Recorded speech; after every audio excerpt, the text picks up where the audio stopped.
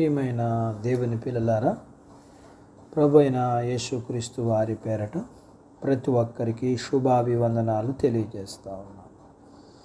ఉదయకాలం దేవుని వాక్యాన్ని చదువుకుందాం. యెషయా గ్రంథము 65వ అధ్యాయము 2వ వచనాన్ని చదువుతున్నాను. తమ ఆలోచనను అనుసరించి చెడు మార్గమున నడుచుకొనుచు లోబడనొల్లని ప్రజల వైపు దినమంతయు నా చేతులు చాపుచున్నాను. దేవుడు తన మాటలు మనందరి కొరకు దీవించునుగాక. ఆమేన్.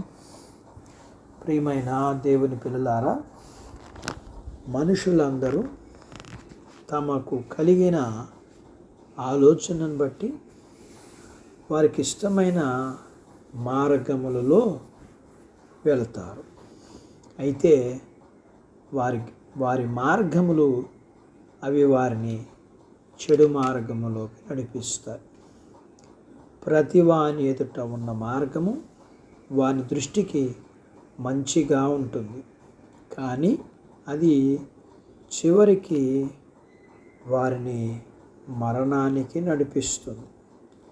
దేవుడు చెప్పినట్లు మనుషులు కాపరి చెప్పినట్లు గొర్రెలు నడవకపోతే త్రోవ తప్పిపోతారు. లోబడని ప్రజలు అని వీరిని అంటారు. విననొల్లని వారు అని కూడా అంటారు. లోబడని పిల్లలు అవ్వ ఆదాములు.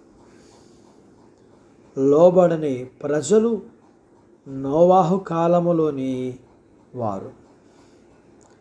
లోబడని వాడు కయోను. లోబడని ప్రజలు ఇశ్రాయేలీలు. లోబడని గొర్రెలు వీరిని తప్పిపోయిన ప్రజలు, తప్పిపోయిన గొర్రెలు అని అంటారు.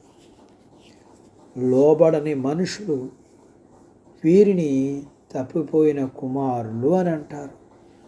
అయితే దేవుడు ఆ అజ్ఞాన కాలమందు నుండి ఇప్పటి వరకు తనకు లోబడని ప్రజల వైపు దేవుడు తన 2 చేతులు చాపి పిలుస్తున్నాడు. ఆ రోజు నుంచి ఈ రోజు వరకు దేవుడు తండ్రి వంటి ప్రేమ కలిగి లోబడక తప్పిపోయిన ప్రజల వైపు తన చేతులు చాపి పిలుస్తున్నాడు. ఏమని? ఇలాగా, భ్రష్టులైన బిడలారా, నా వైపు చూచి నా యొద్దకు రండి, మీ భ్రష్టమైన మనసును నేను బాగు చేస్తాను అని. నా యొద్దకు రండి, నేను మీ యొద్దకు వస్తాను, మీ క్రియలను, మీ జీవితాన్ని శుద్ధి చేస్తాను, మీ హృదయాలని మంచిగా చేస్తాను అని అంటున్నాడు. అట్టి బాధ్యత మనందరికీ అనుగ్రహించబడునుగాక. ఆమేన్. ప్రార్థించుకుందాం. మమ్మల్ని మిక్కిలిగా ప్రేమించిన మా ప్రియ పరలోకపు తండ్రి, వాక్యం వింటున్న మీ పిల్లల కొరకు ప్రార్థన చేస్తూ, నాయనా, మీ పిల్లలు మీకు లోబడే పిల్లలుగా ఉండగలగటానికి సహాయం చేయండి. మీకు లోబడి మీరిచ్చే దీవెనలు పొందుకోవడానికి, విధేయత చూపించడం ద్వారా కలిగే మేలులు పొందుకోవడానికి, లోబడని వారి విషయంలో మీరు చేతులు చాపి పిలుస్తున్నారు. ఏ విషయాల్లో వాక్యం విన్న మీ పిల్లలు ఇంకా లోబడని వారిగా ఉన్నారు, వారు మీ దగ్గరికి వచ్చి వారి యొక్క జీవితాల్ని, వారి హృదయాలని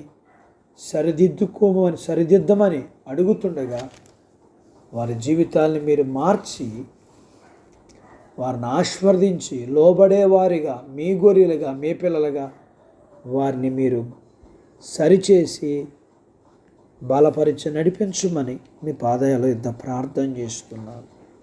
వాక్యం వింటున్న మీ పిల్లల కొరకు ప్రార్థన చేస్తూ వారిని, వారి కుటుంబాలని, వారి కలిగినంతటిని దీవించమని, వారి చిన్నపిల్లల్ని, యవనస్తుల్ని, వృద్ధుల్ని, స్త్రీ పురుషుల్ని దీవించమని, వారి చదువులు, ఉద్యోగాలు, వ్యాపారాలు, పొలాలు, పశువులను దీవించమని యేసు ప్రభువారి నామములో స్తుతించి ప్రార్థించి వేడుకుంటున్నాను తండ్రి.